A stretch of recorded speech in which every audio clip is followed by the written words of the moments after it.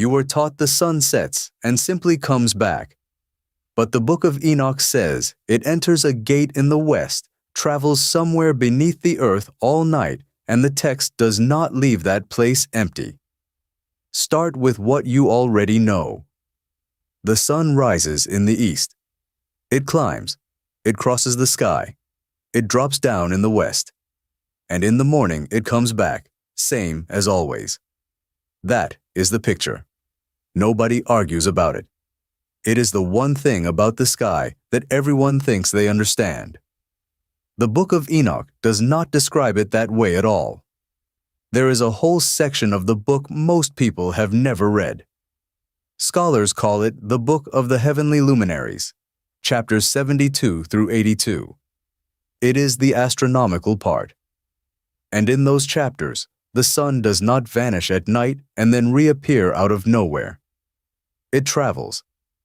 It goes somewhere specific, along a fixed route, and the text tracks it the whole way.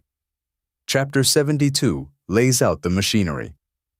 It describes 6 gates in the east, where the sun rises, and 6 gates in the west, where it sets.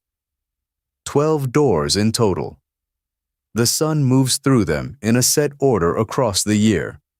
One gate leading in the deep of winter, another as the days grow long, each with its own months assigned to it.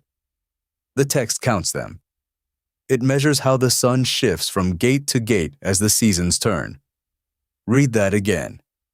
Not as poetry, as a map. Because that is what it is. It is not a hymn about the beauty of the dawn.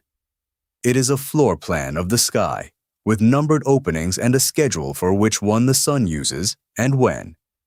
And before you decide this is just some odd little curiosity from the edge of history, understand what this book actually is. 11 separate copies of Enoch turned up among the Dead Sea Scrolls at Qumran. 11. That is more copies than Deuteronomy, a book that stayed in the Bible. It was kept whole in Ge'ez, the ancient language of the Ethiopian church, where it is still scripture to this day. And it was carried back to Europe by the traveler James Bruce in 1773, after most of the West had forgotten it existed. This is not a fringe text. It is a text that was left out. If you want the text itself rather than the summary of it, this channel reads the Book of Enoch chapter by chapter, with the verse numbers, and goes where the reading actually leads. Now back to the text. So follow the sun. It reaches the western edge at the end of the day. It enters the western gate. And here is where the familiar picture breaks completely, because the book does not stop there. It follows the sun through, down, under the earth. The text describes it moving through the night along a hidden road, a path beneath the ground, traveling in the dark until it comes up again at the eastern gate by morning. That is the part nobody teaches you. The sun in Enoch does not switch off and wait for dawn. It walks a road you cannot see on the underside of the world every single night. And the text does not describe that underground road as empty. Hold on to that. Because what the book places along the sun's hidden path is the reason this reading matters, and we are going to walk straight into it. But not yet. First, you need to see how much of this the older writings already agree with, because Enoch is not the only voice describing this architecture. Open Genesis, the very first chapter. It describes a firmament set in the middle of the waters, dividing the waters above from the waters below. A dome. A structure with an inside and an outside, holding back an ocean overhead and resting on an ocean underneath. That is the same building Enoch is measuring. The same waters above and below. The same sky with a shape to it and doors set into its edges. And Genesis is not the only witness. The Book of Jubilees quotes Enoch by name and treats these laws of the luminaries as a binding calendar, not a story about the sky, but the rule by which the year is counted. Same firmament, same waters above and below, same gated frame. But here is where it gets sharper. When you look at the exact Ge'ez words the text uses for these openings, they are not vague, poetic holes in a fading sky. They are the words for fixed doors. And the sun does not simply drift through them. It is led through the doors. That is the word the Ge'ez actually uses. These openings the sun passes through are not metaphors for a fading horizon. The text names them as gates, as portals, as fixed doors, and it names who walks the sun through them. Angels, with Uriel chief among them, in chapter 75. A door has to be built. Someone has to be assigned to it. That is not how you describe a sunset. That is how you describe a mechanism. And Enoch is not the only writer working from this same blueprint. Go back to the opening page of Genesis. On the second day, God makes a firmament, and he divides the waters above from the waters below.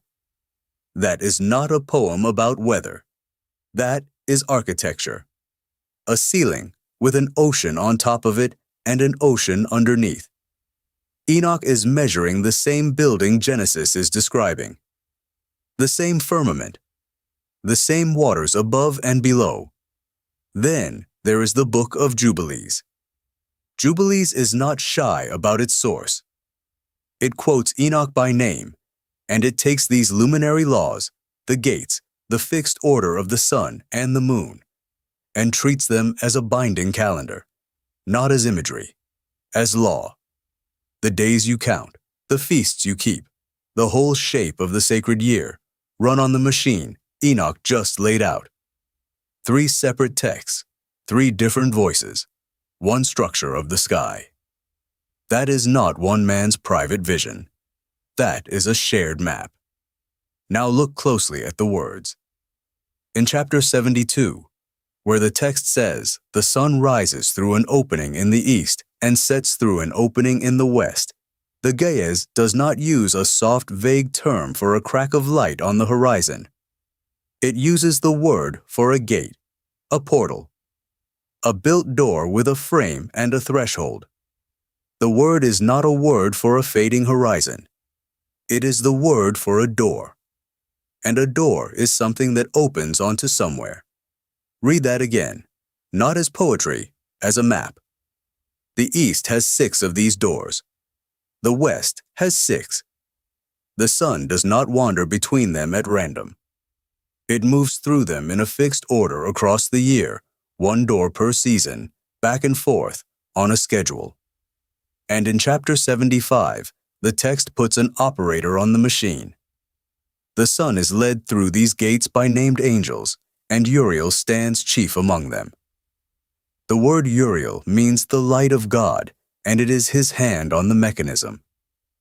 The doors do not open themselves, someone opens them. Here is where I want to be fair, because this next part matters.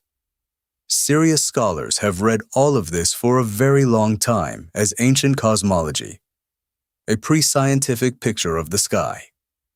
To them, the gates are how a Bronze Age mind imagined the sun's yearly drift along the horizon. The angels are a way of saying the heavens are ordered and watched, and the whole system is symbolic, beautiful, careful, and entirely of its time.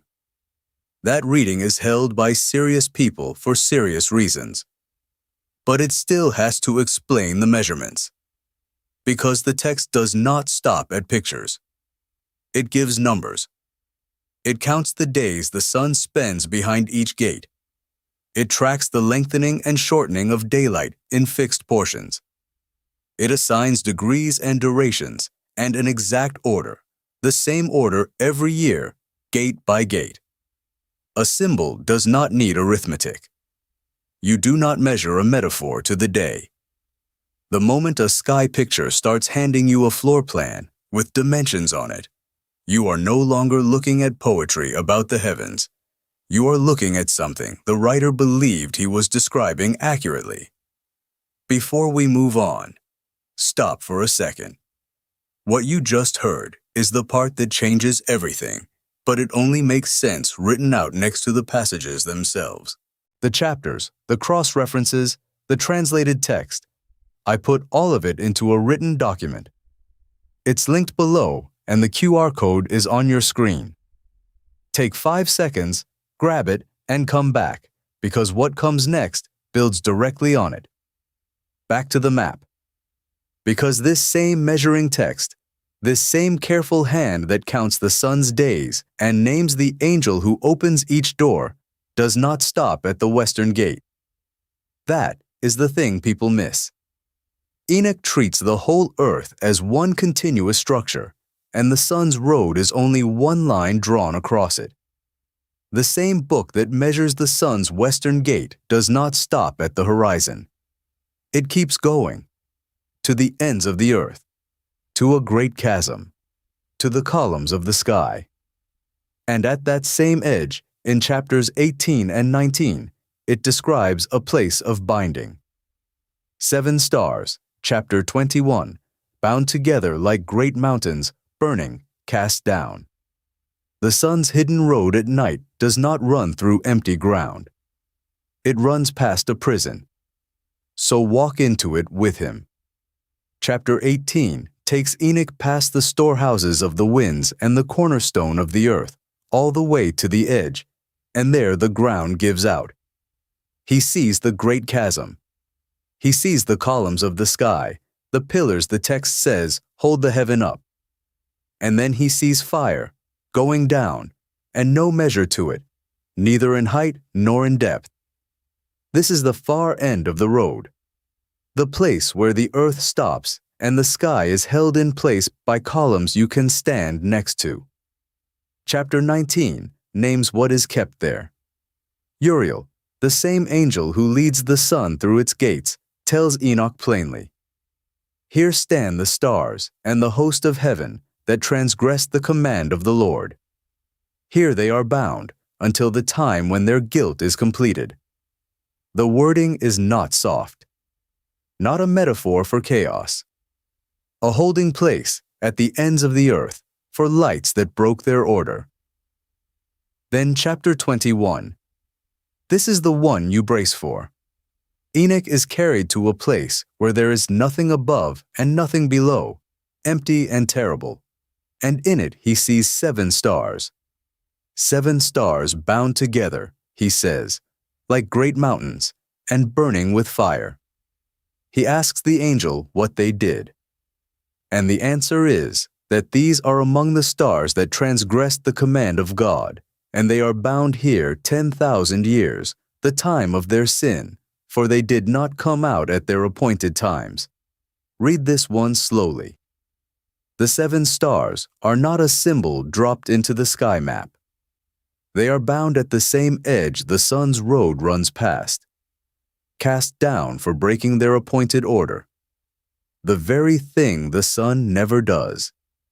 Every day it enters the western gate on time, and every night it takes the hidden road under the earth on time, and it comes out the eastern gate on time. These 7 did not, and they are held at the end of that same road, burning like mountains in the dark. So here it is. The thing the whole reading was walking toward. The sun's hidden road at night runs past the prison of the fallen luminaries. That is what lives in the passage. Not empty ground under the earth. A holding place for the stars that would not keep their order, at the edge where the columns of the sky go down into fire. Every night, on the map the text draws, the obedient light passes the bound ones on its way back to morning. Now I have to be honest about the line here, because this channel keeps that line visible. The text does not say the sun greets them. It does not say the sun sees them, or slows, or marks the place.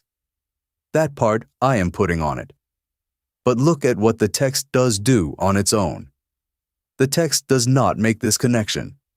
The structure does. And once you see it, you cannot unsee it. The same book that maps the sun's western gate also maps a place of binding at the earth's edge, and it places them in the same geography, the same ends of the earth, the same measured edges. One author, one map, one set of doors. That is the pattern that ran under everything. The gates in chapter 72. Uriel leading the light through the doors in chapter 75. The chasm and the columns in 18. The 7 burning stars in 21. We read them as 2 separate things. The astronomy over here, the fallen over there. But the book does not separate them. It uses the same gates, the same fixed order, the same measured edge for both. The account of the night sky and the account of the fallen are one account, told once. Read that again, not as poetry, as a map with a prison drawn on it. Once you see that, you cannot read the two apart again. And that answers the thing that was hanging over all of it. Why was this left out? And why did it survive anyway? Both have the same answer, and it is not conspiracy, and it is not mystery. It was left out because it does not fit the tidy picture. It survived because it was written down and measured, verse by verse, gate by gate, and kept in Ge'ez in the treasuries at Axum through every century that wanted it gone. The strangeness is not something a reader smuggled in. It is not in the reading. It is in the words. The numbers, the degrees, the columns, the 7 bound stars. They were sitting in the text the whole time, waiting for someone to read them together instead of apart. Tell me in the comments which passage carries the most weight for you. The gates of chapter 72, the machinery of the whole sky in fixed order, or the 7 bound stars of chapter 21, burning like mountains at the end of the road. I read them differently on different days. The next reading follows the same road further in, to what the text says holds the columns of the sky in place and who is set to watch them. Same book, same measured edges. We keep going where the reading leads.